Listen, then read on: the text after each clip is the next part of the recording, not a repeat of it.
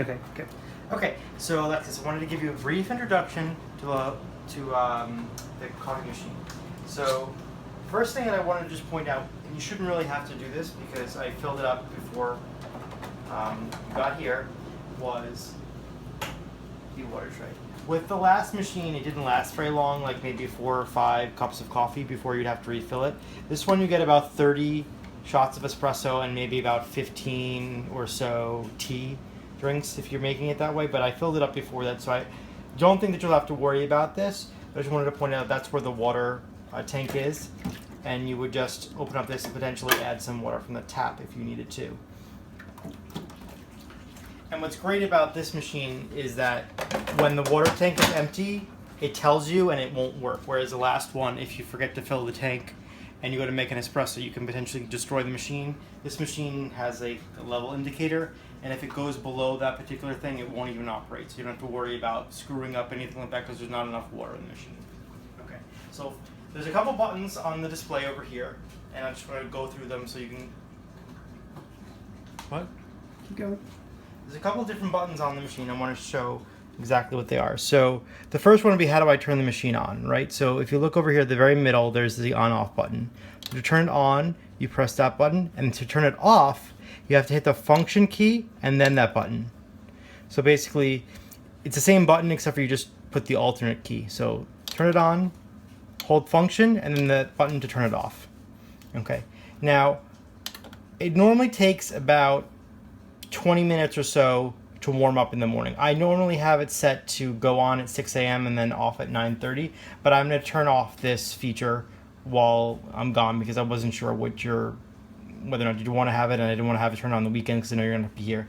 So in order to turn it on, you have to manually do it. So you just hit the middle button, you know, maybe go walk the dogs. By the time you come back from walking the dogs, 15 minutes later, the machine should be up to temperature. Okay.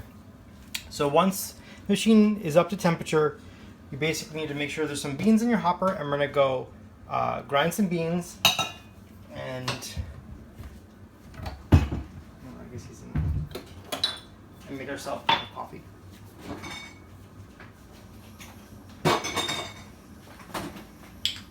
Now for a latte, I'll normally fill up the milk to just shy of that lip. So you see over here that if you fill it up past there, it's too much. Just below it is about enough to make enough for a latte with a good amount of foam. If you put less than that, you'll kind of steam it too much and you'll make a lot of air in it and it'll not be super smooth. And if you put too much, any more than basically there, the milk will overflow the pitcher and then you'll make a big mess.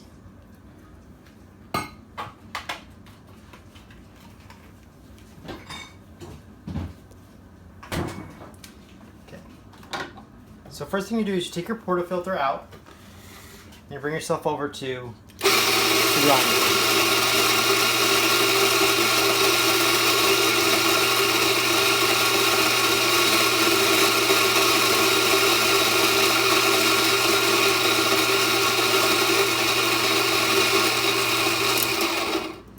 Ideally you want like a small little mountain of grind, so it's a little bit above the top, you know. And then what you'll do after that is you kind of just go and take your hand and kind of distribute it so that basically the coffee is level-ish.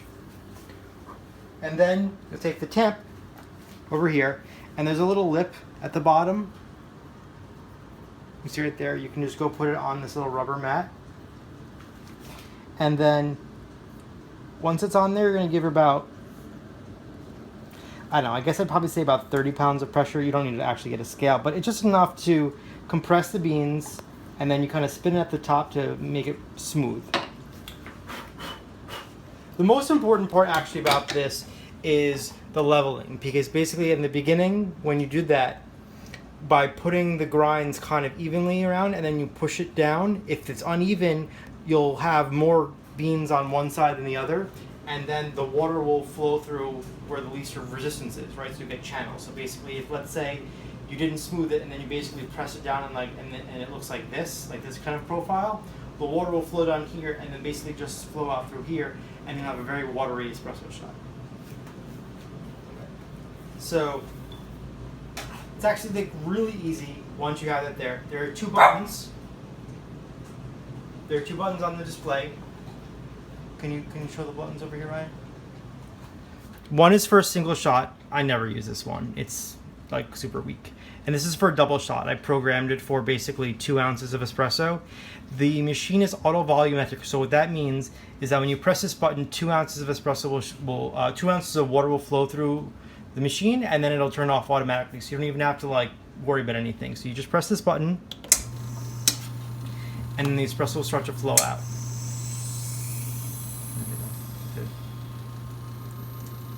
Okay.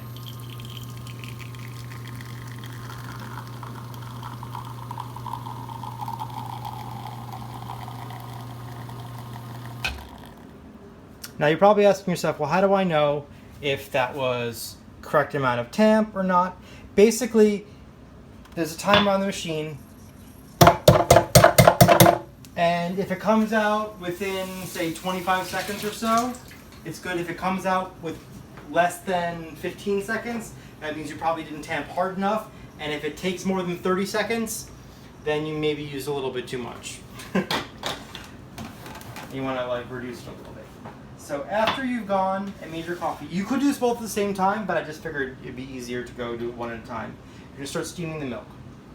Now to steam the milk, you first want to make sure that there's no water in the steam wand, which will be the case when you just turn it on in the morning. So you kind of go like this, some water will come out, but then after that, it just steams. So this is like in just a second or two, put it in the rag and collect all the water. Then you're going to go put the steam wand in just below the milk. So you don't want to put it in too deep, and you don't want to put it above. You're going to put it in just below, and then the dial is, can you get the dial too, Ryan? Is this little wooden guy over here. So this is the thing that activates it. So you're going to put it in just below, and then for the first second or so, you're going to kind of bring it up slowly and then bring it down.